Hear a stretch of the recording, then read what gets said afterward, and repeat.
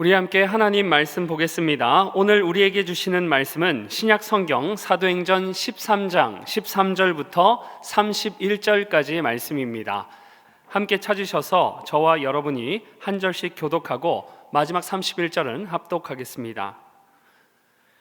바울과 및 동행하는 사람들이 바보에서 배 타고 밤빌리아에 있는 버가에 이르니 요한은 그들에게서 떠나 예루살렘으로 돌아가고 그들은 버가에서 더 나아가 비시디아 안디옥에 이르러 안식일에 회당에 들어가 앉으니라.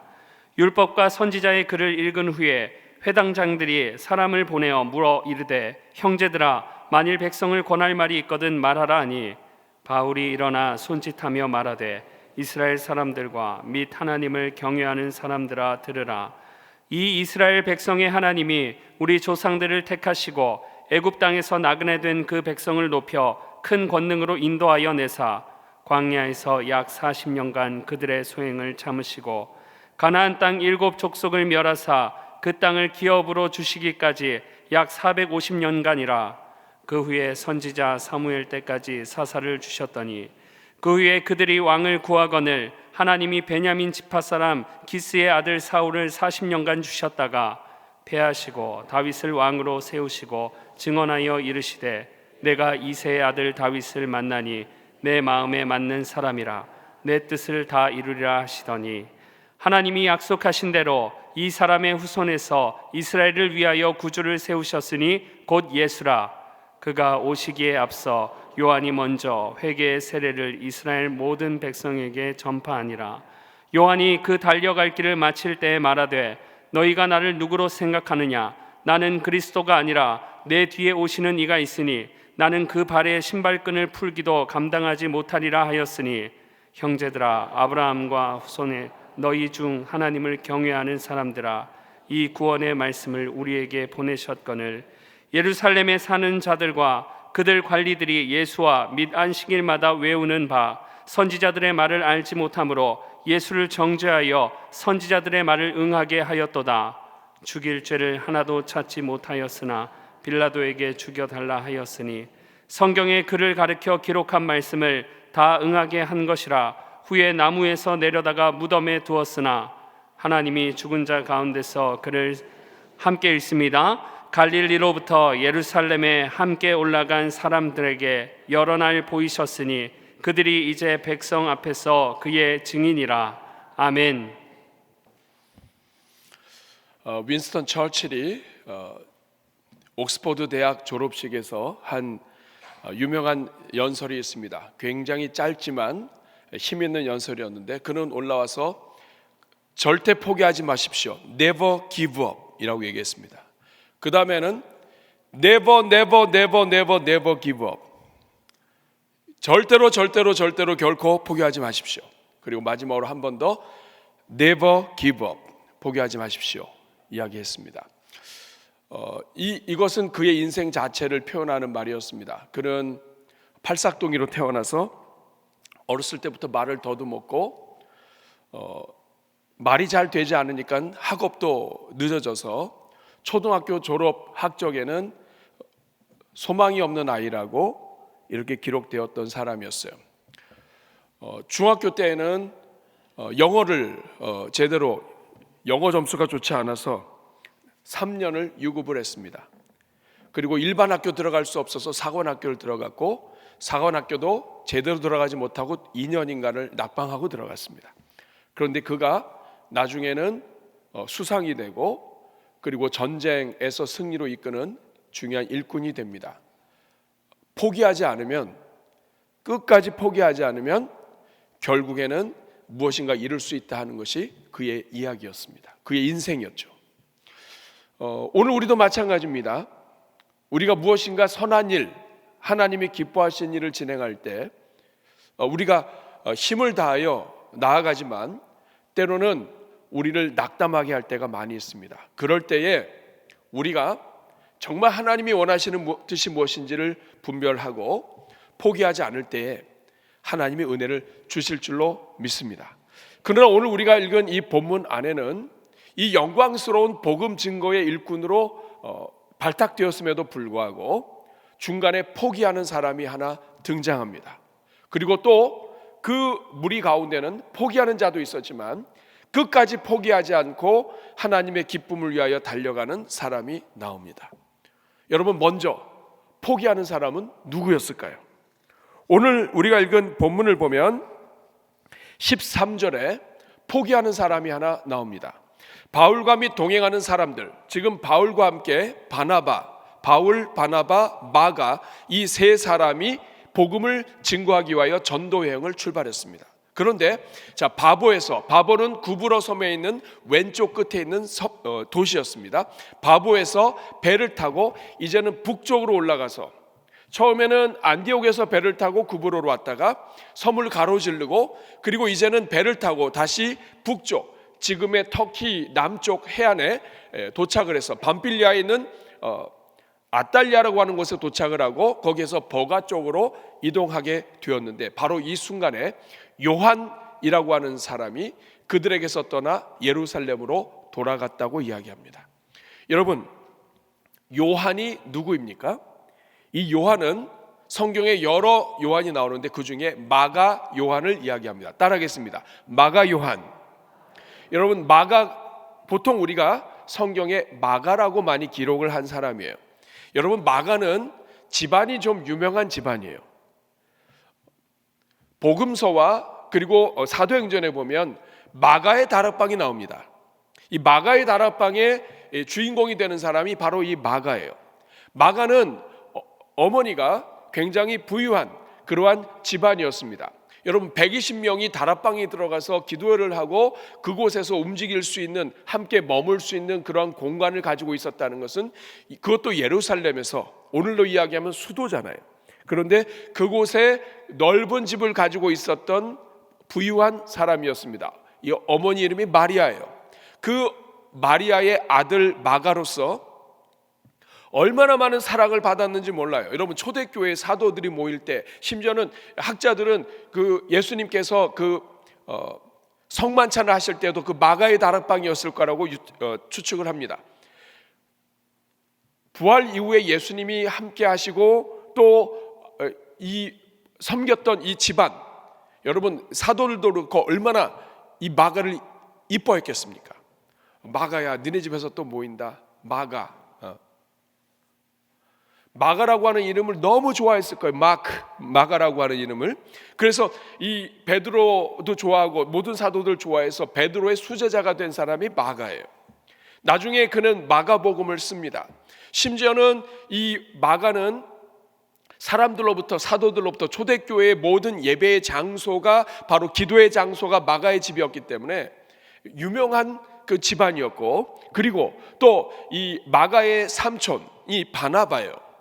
그러니 이 마가가 바나바, 바울과 더불어서 돕는 자, 조수로 정말 그 가방 들고 다니면서 섬길 수 있는 이 조수로 선교 여행을 동참하게 된 것은 큰 영광이고 특권이라고 할 수 있습니다. 그런데 이 마가가 오늘 본문을 보니까 중도에서 하차하게 된 거예요.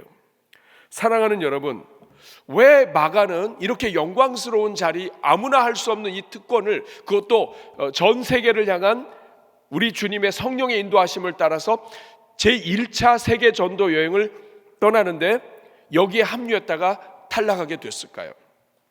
오늘 우리가 읽은 본문에는 직접적으로 나와 있지 않지만 오늘 이 본문 안에는 그 이유가 무엇인지를 짐작하게 하는 여러 여건들이 나와 있습니다. 가장 먼저 이 선교 여행 자체가 너무 힘들었어요. 일정 자체가 너무 빡센 거예요. 여러분, 처음에 안디옥에서 출발할 때 100길로 갈 때부터 조금 수상했어요. 근데 이 사도들, 이 바나바와 바울의 초점은 유대인들이 많이 있는 곳을 따라가는 것이었기 때문에 유대인들이 가장 많은 곳부터 먼저 가는 그것을 따라 100길을 이용할 수밖에 없었어요. 그런데 이 마가는 육지도 아니고 이 배를 타고, 그 거리도 굉장히 멀어요. 300km가 넘는 곳을 배를 타고 이동을 하고, 그리고 또 그 섬을 가로지르고, 그리고 여기서 끝나는 것이 아니라 또 배를 타고 올라가는 거예요. 여러분, 그래도 좀 거리는 멀어도 재밌고 또 유익하고 열매가 많으면 견딜 수 있겠죠. 그런데 핍박도 만만치 않았습니다. 지난주에 제가 그 사진을 보여드리고 하면서 바보라고 하는 구브로 섬에 있는 이 바보 지역에 있는 바울의 유적지가 있었다고 말씀을 드렸습니다. 성경에는 기록되어 있지 않지만 유적이 있다는 것은 바울이 그곳에서 핍박을 받았다는 거예요. 실제로 이 마술사 시몬 때문에 굉장히 애를 먹었던 것으로 보입니다. 그래서 이 마가가 이 바나바와 바울을 쫓아왔는데 핍박이 있어요. 뭐 매를 맞았는지 안 맞았는지 모르겠지만 유적지가 있는 것을 보면 매를 맞은 것 같아요. 여러분, 이 복음 증거하는 일이 편안하지가 않아요. 뿐만 아니라 그 고생한 만큼 열매도 많지 않은 거예요. 여러분, 그 구브로 섬에서 여러 회당들을 이용하고 또 바보에서 복음을 증거했는데 결국 성경에 기록된 사람은 총독 서기오 바울 한 사람이에요. 나머지 사람들이 구원받았다는 이야기가 없습니다. 이게 끝이 아니에요. 바보에서 다시 배를 타고 올라가야 돼요. 북서쪽 구브로 섬에서 북서쪽에 위치한 이 밤빌리아 큰 지역에 있는 항구 도시에 먼저 도착을 하고 거기서 버가로 이동을 해야 돼요. 여러분, 지도를 한번 보시면 안디옥에서 배를 타고 구브로로 와서 또 다시 배를 타고 이제는 터키 남쪽에 도착하게 되는데 그 다음 사진을 보시면 아탈리아라고 하는 이 바닷가의 도시에 도착을 해서 항구에 도착해서 그 위에 버가까지가 또 40km예요. 여러분, 갈 수 있는 방향이 많아요. 바닷가 쪽으로 방향을 틀었다는 이야기는 계속해서 평탄하다는 얘기예요. 그런데 여러분, 이 버가 쪽으로 올라갔다는 이야기는 버가가 그 지역의 도시이기도 하지만 버가 쪽으로 올라갔다는 얘기는 이 북쪽으로 가겠다는 뜻이에요. 근데 여러분, 이 북쪽은 가는 길이 험한 곳입니다. 북쪽은 산길이고 산악 지역이에요. 거기에는 큰 산맥이 있어요. 타우루스라고 하는 이 산맥이 있는데 이 산맥은 굉장히 높고 길게 펼쳐진 산맥이에요. 비시디아 안디옥 저 북쪽까지 올라가려고 하는 거예요. 14절 말씀을 보니까 그들은 버가에서 더 나아가 비시디아 안디옥에 이르겠다 하는 거예요. 여러분, 옆에 이 해안 도시들이 많은데 북쪽으로 가는데 벌써 이 방향이 북쪽으로 잡힌 걸 보고 버가까지 갔는데 버가까지 가는 길도 만만치 않아요. 그러니까 이 마가가 여기서 작심을 한 겁니다. 여기서 더 가다가는 큰일 나겠다. 여러분, 이 버가에서 북쪽에 비시디아 안디옥까지는 산맥이 있는데 이 길이가 200km고요. 비시디아 안디옥은 도시 자체가 1000m 높이에 형성되어 있는 그러한 고지대의 도시입니다. 오늘날에도 이 험한 산길은 만만치 않은데 당시에 그곳은 산적도 많았고 그리고 이교도들의 방해와 공작도 굉장히 많았던 때였습니다. 그러니까 복음을 전하러 이 비시디아 안디옥 산맥을 넘어간다 이 소리를 딱 들었을 때 이 마가는 이 사람들이 제정신이 아니구나. 이 사람들과 같이 가게 되면 나도 어려움을 당할 수 있겠구나. 이제까지도 힘들었는데 더 이상 견디기 어렵다. 여러분, 부유한 집안에서 부족한 것이 없이 살았던 이 마가가 지금 여행 나온 것 자체도 지금 만만하지 않은데 배를 탔단 말이에요. 여러분, 그 당시에 배는 오늘처럼 빠르지 않습니다. 지금처럼 회속정 타고 쭉 가는 배가 아니라 돛담배잖아요. 돛을 달고 가는데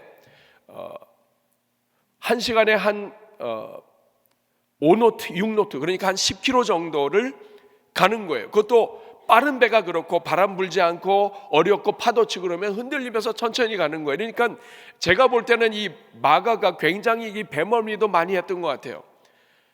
그런데 배멀미 끝나고 이게 끝이 아니라 이제는 산을 넘어간다고 하니까 여러분, 지금 산을 넘는다고 하는데 그 산이 무슨 산인가 아마 이런 여러분의 느낌이 있을 것 같아서 사진 하나 준비를 했습니다.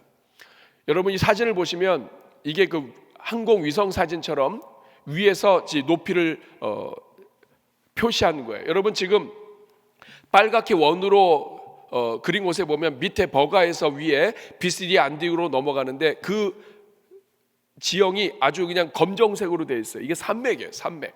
타우루스라고 하는 산맥인데 이 산맥을 옆에서 본 사진으로 다음 사진을 보시면 저런 게 있는 거예요. 지금 제가 굉장히 멋있는 사진을 펼쳐 놓은 거예요.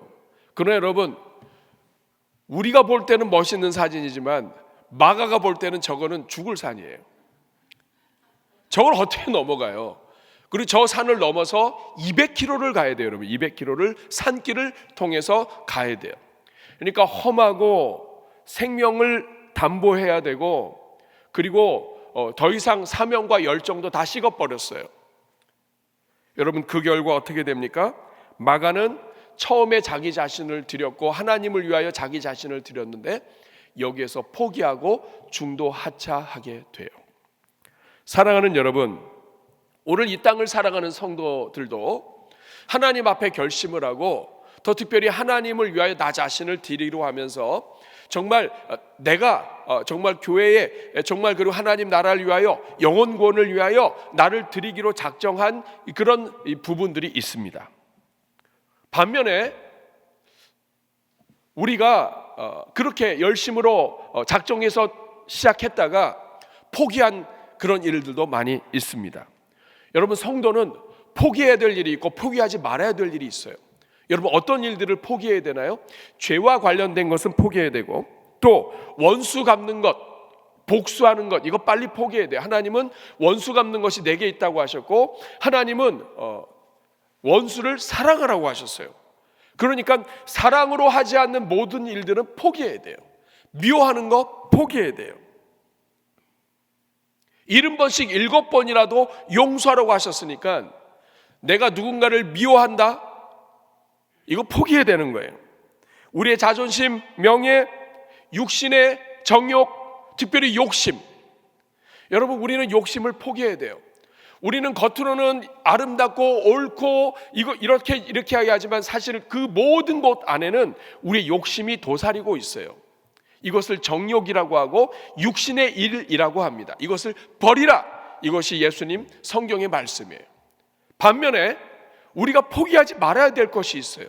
그것은 어떤 환경 속에서도 믿음을 포기하지 말아야 되고, 어떤 환경 속에서도 기도하는 것을 포기하지 말아야 되고, 어떤 환경 속에서도 영혼 구원을 위하여 전도하는 일을 포기해서는 안 돼요. 뿐만 아니라 하나님께서 나에게 주신 사명, 섬기는 일, 그리고 교회 안에서 나에게 주신 어떤 직분과 일, 그리고 성도로서의 감당해야 될 일들을 포기해서는 안 돼요. 그런데 여러분, 우리가 살다 보면 여러 일들로 인해서 포기할 때가 있어요.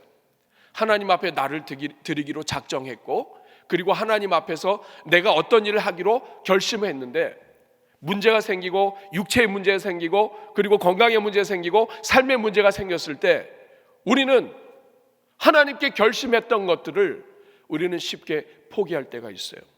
사랑하는 여러분, 오늘 본문에 있는 마가와 오늘 우리는 크게 다르지 않습니다. 오늘 여러분은 어떠세요? 여러분은 포기하지 않고 하나님께 우리 자신을 드린 그 일을 위하여 달려가고 있습니까? 여러분, 하나님이 여러분에게 주신 자리, 섬김의 자리, 직분의 자리는 이거는 하나님이 허락하신 거예요. 오늘 이 자리에 있는 분들도 마찬가지예요. 오늘 이 자리에 있는 분들 가운데 여러분이 갖고 있는 이 자리, 섬김의 자리, 찬양대의 자리, 이거 하나님이 허락하시기 때문에 섬기는 거예요. 하나님이 허락하는 동안에만 할 수 있는 거예요. 나는 언제든지 찬양대 설 수 있어. 그렇지 않습니다, 여러분. 삶의 문제가 있고 인생의 문제가 있고, 오늘 아침에 일어났는데 못 일어나면, 내 발로 걸어올 수 없으면 찬양대 못 쓰는 거예요. 하나님이 여러분들에게 허락하신 자리가 있다고요. 섬김의 자리, 여러분이 하나님 앞에 약속한 것이 있어요. 여러분이 하나님 앞에 결심한 것이 있어요. 그런데 우리가 알게 모르게 포기하는 것들이 있습니다. 여러분, 하나님 앞에 포기했던 것이 있다면 오늘 이 말씀 속에서 여러분이 회복될 수 있기를 주님의 이름으로 축복합니다. 그런데 오늘 반면에 이렇게 마가가 포기했는데도 불구하고 포기하지 않고 끝까지 달려간 두 사람이 있습니다. 그 사람은 바로 바울과 바나바입니다. 여러분, 오늘 14절 말씀을 보니까 그들은 이미 마가가 중도 하찮는데도 불구하고 버가에서 더 나아가 비시디아 안디옥 200km를 향해서 나아갑니다.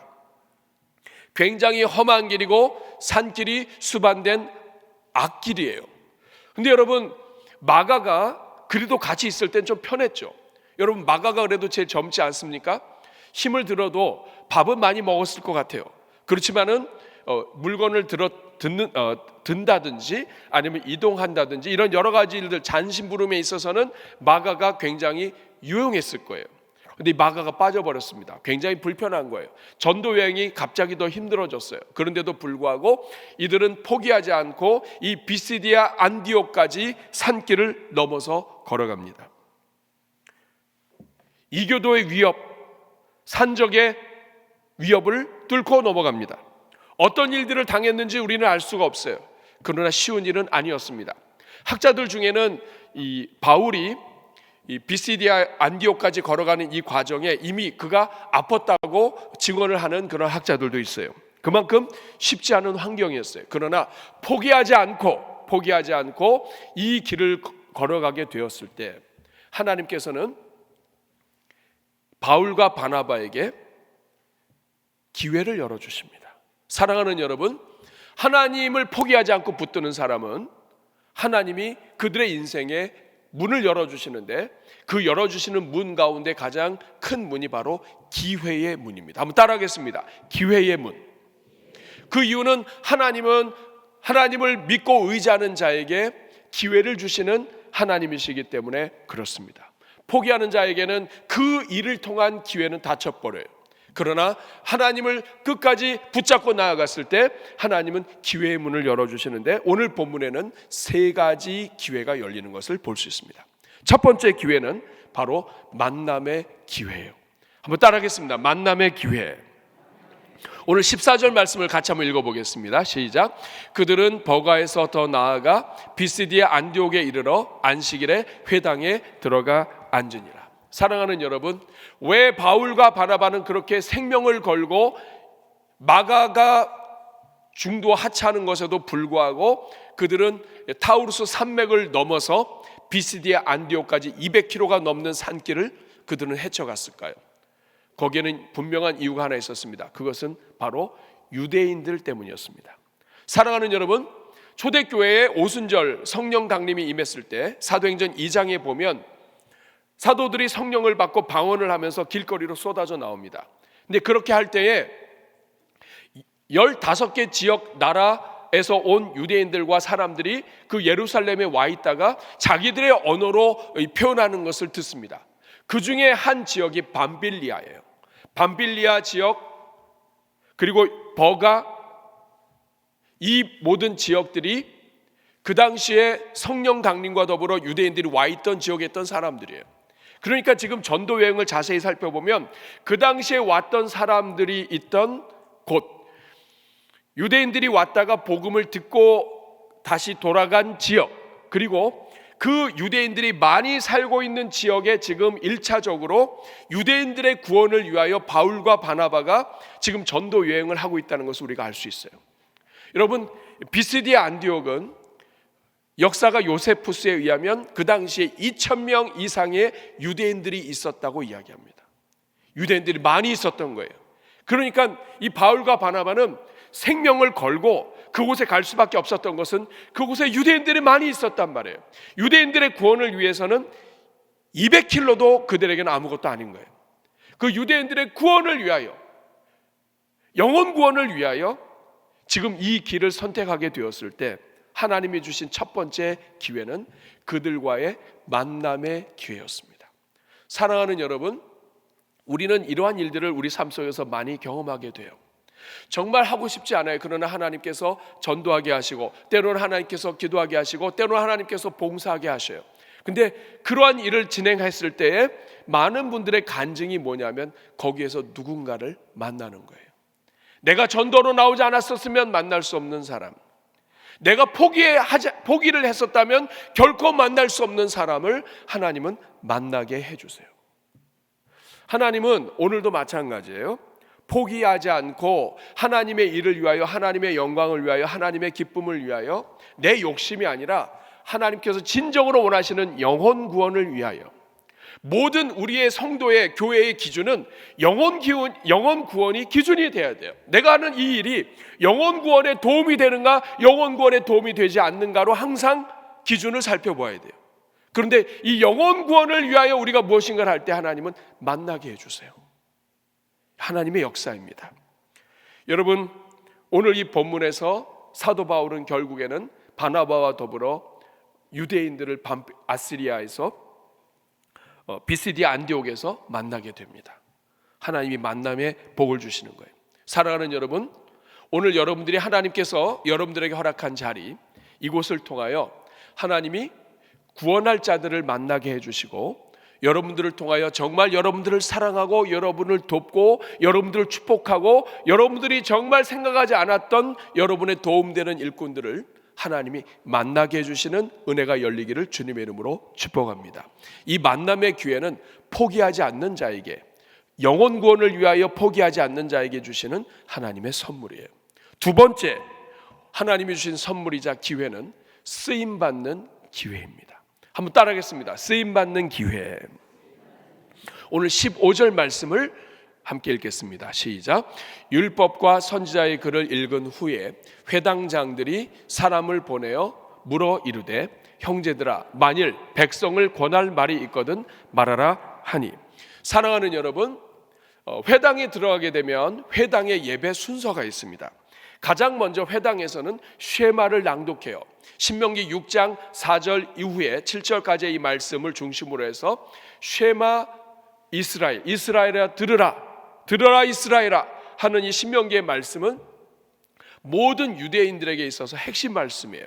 그래서 이 쉐마를 낭독하기도 하고 암송하기도 하는데, 이 쉐마를 가장 먼저 낭독해요.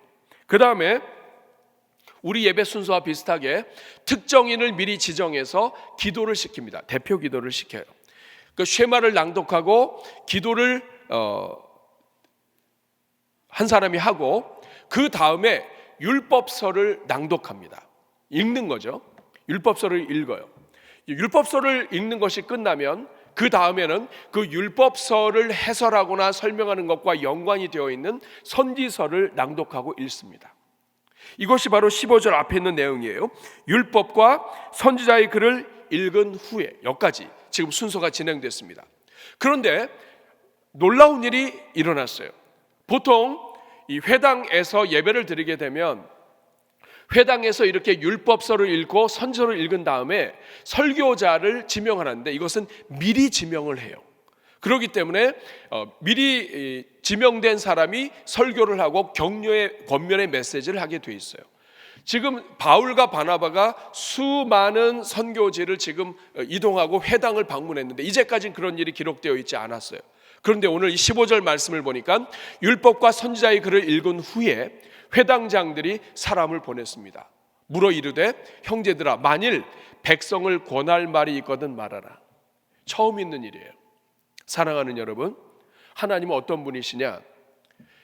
포기하지 않고 하나님이 기뻐하시는 일, 영혼 구원을 위하여 자기 자신을 드릴 때 하나님은 만남의 기회를 열어주실 뿐만 아니라 사명의 기회, 쓰임받는 기회를 열어주십니다. 반대로 하나님이 기뻐하지 않는 일을 하게 되면 쓰임받는 기회가 없어져 버려요. 포기하게 되면 쓰임받는 기회조차도 없어지게 돼요. 여러분, 회당장들이 지금 할 말 있으면 하라고 얘기합니다. 그러니까 이 바울과 바나바가 딱 보기에도 랍비처럼 보인 거예요. 실제로 바울은 랍비입니다. 그러니 율법 선생이고 바리새인이고 정말 가말리알 학파에서 배운 최고의 선생 중에 하나인데, 그동안에는 하나님이 강단에 세우는 것을 막으셨어요. 여러분, 그렇죠. 왜냐하면 이 바울은 복음의 반대자였고 핍박자였습니다. 바울 때문에 스데반이 죽임을 당하게 돼요. 초대교회 성도들이 핍박을 당하게 됩니다. 그러니까 하나님이 이 율법학자인 바울을 강단에서 세우지 못하도록 허락하지 않으셨어요. 근데 여러분, 이 생명을 걸고 산을 넘고 포기하지 않았을 때 하나님이 열어주신 것이 있어요. 그것이 뭐냐면 강단권이에요. 강단을 열어주셨어요. 여러분, 사도 바울이 얼마나 이 감격스러웠겠습니까? 이제까지는 자기는 율법학자였지만 예수님도 모르고 또 하나님에 대해서 바르게 하지 못하고 예수 믿는 사람을 핍박을 했는데, 하나님이 강단에 세워주셨어요. 그 감격은 이루 말할 수가 없을 겁니다. 여러분 사진을 하나 보시면 여러분 지금 보시는 저 사진은 비시디아 안디옥에 있는 바실리카 회당 유적지예요. 회당, 그 당시에 회당 가운데 하나인데 바울이 설교했을 것으로 여겨지는 회당의 자리입니다. 근데 저 곳에서 서가지고 말씀을 증거하게 되는 하나님의 은혜를 주신 거예요. 사랑하는 여러분, 저 강단에 이렇게 서게 됐는데 이 강단에 서는 거 이거 하나님이 허락하셔야 되는 거예요. 하나님이 허락하시지 않으면 강단에 못 씁니다. 하나님이 세워주셔야 서는 것이고, 오늘 여러분도 마찬가지예요. 교사로 섬기는 것, 여러분이 어떤 직분을 가지고 섬기는 것, 여러분의 자리에서 섬기는 것, 그거 다 하나님이 세워주신 거예요. 근데 그 하나님이 세워주신 그것이 나의 사명이 되고 하는 것은 끝까지 포기하지 않고 하나님의 영혼 구원을 위한 이 하나님의 부르심에 자기 자신을 끝까지 드렸을 때 하나님은 그동안에 닫혔던 사명이 열리게 하시는 거예요. 사랑하는 여러분, 저는 이런 은혜가 여러분들에게 열리기를 축복합니다.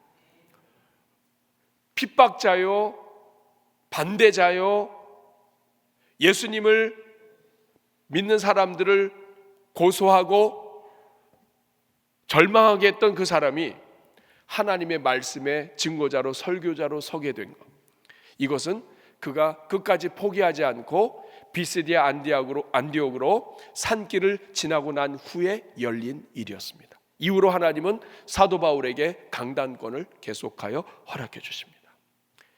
사랑하는 여러분, 오늘 여러분도 마찬가지예요. 여러분들의 삶 속에서 하나님이 허락하신 그것, 여러분 끝까지 붙잡고 그 자리에서 영혼 구원을 위하여 집중하며 달려갈 수 있기를 축복합니다.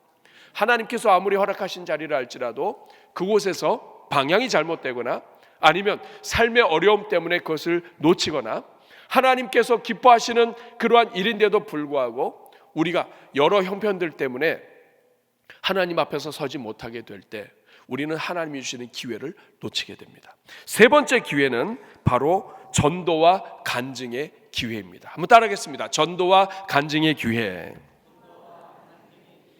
여러분, 이제까지 사도 바울은 강단에 서지도 못했지만 복음다운 복음을 전할 수 있는 기회도 없었습니다.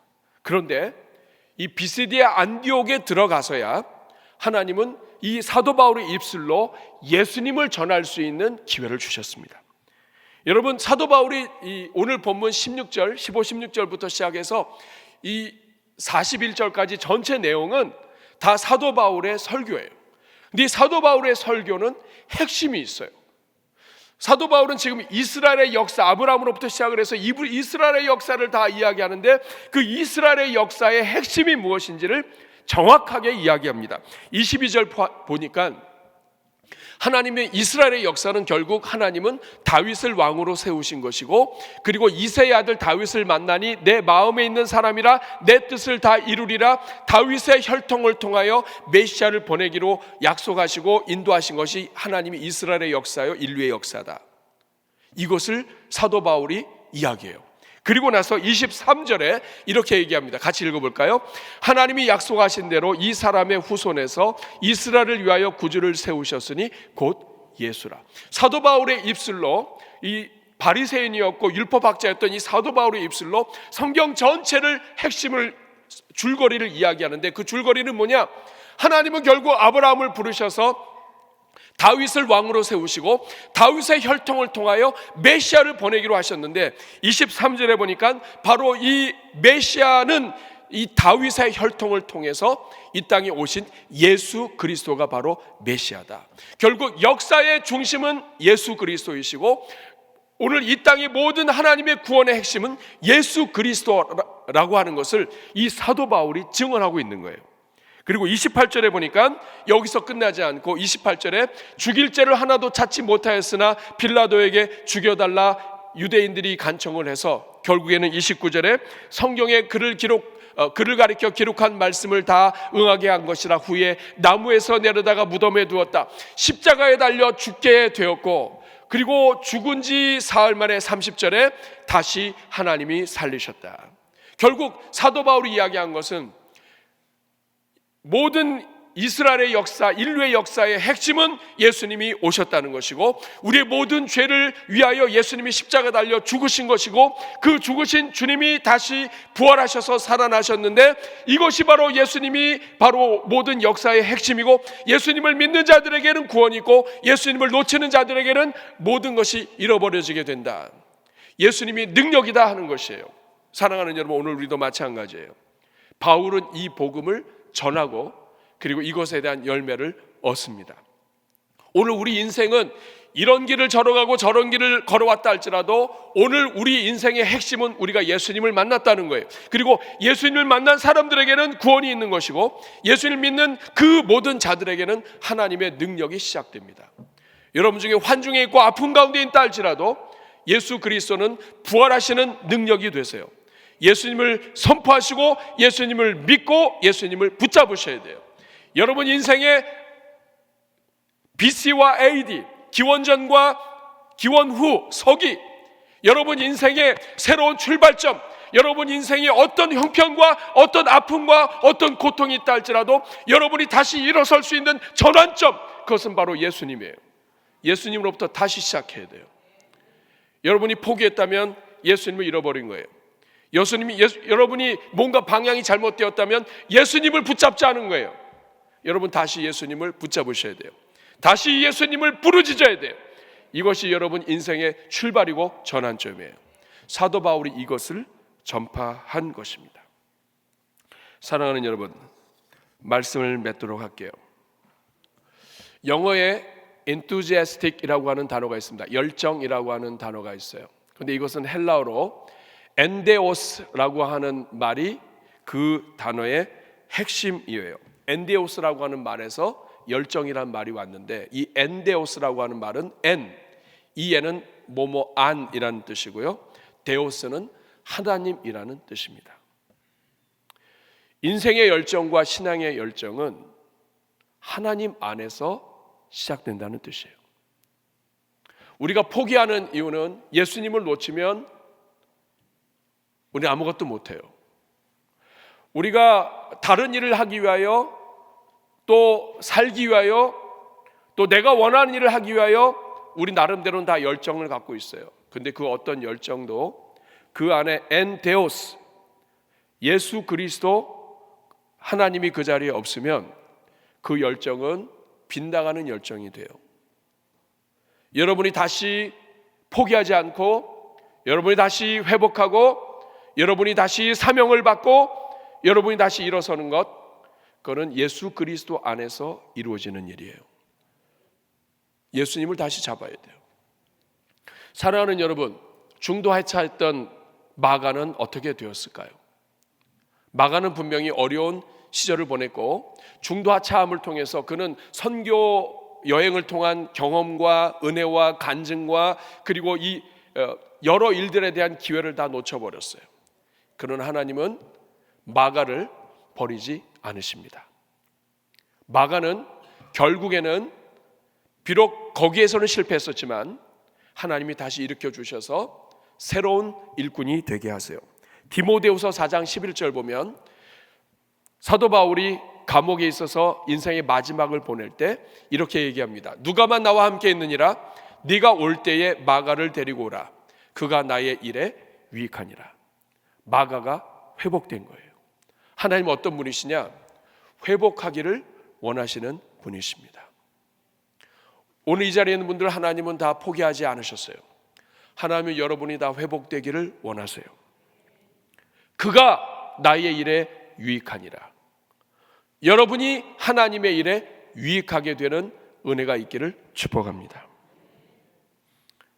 아무리 아픈 기억이 있어도 포기하지 마십시오. 다시 붙잡으십시오. 영혼 구원을 중심으로 다시 붙잡으십시오. 예수님 안에서 다시 붙잡으십시오. 다시 기도하고 다시 엎드리십시오. 로마서 8장 28절 말씀을 보면 우리가 알거니와 하나님을 사랑하는 자 곧 그의 뜻대로 부르심을 입은 자들에게는 모든 것이 합력하여 선을 이루느니라. 오늘의 실패가 오히려 내일의 약이 됩니다. 하나님 우리의 아픔도, 우리의 질병도, 우리 집안의 건강도 하나님은 그것을 합력하여 선을 이루게 하시는 분이에요. 문제는 내가 살기 위하여 내 것을 잡아서 안 되고 살기 위하여 예수님을 잡아야 되는 거예요. 하나님께 약속한 것을 붙잡고 하나님 앞에 결단한 것을 붙잡아야 돼요. 갈라디아서 6장 9절에 보면 우리가 선을 행하되 낙심하지 말지니 피곤하지 아니하면 때가 이름에 거두리라. 선을 행하는 것은 가난한 사람들을 구제하고 영혼을 구원하고 그리고 하나님께서 기뻐하시는 일을 한 영혼 한 영혼을 살리는 것. 에덴 동산에는 선악과가 있고 생명나무가 있어요. 생명나무는 살리는 나무이고 예수 그리스도이고 선악과는 선악을 알게 하는 나무예요. 그러나 생명나무를 붙잡으면 하나님께서 은혜를 주신다. 길이요 진리요 생명 대신 예수님을 붙잡고 선악을 알게 하는 나무가 아니라 생명나무를 붙잡고 달려가는 자, 어떻게 해서든지 살리고 어떻게 해서든지 생명을 주고 어떻게 해서든지 영혼을 일으키려고 하는 자들에게는 하나님이 은혜를 주십니다. 야고보서 1장 12절 말씀 같이 읽겠습니다.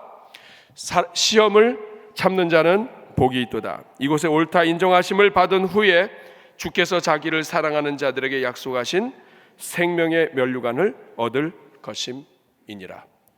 사랑하는 여러분, 오늘 여러분 가정마다 개인마다 자녀들에게 혹은 사업에 여러 어려움이 있을 거예요. 우리 대한민국 화재로 인해서 얼마나 큰 어려움을 경험했는지 몰라요.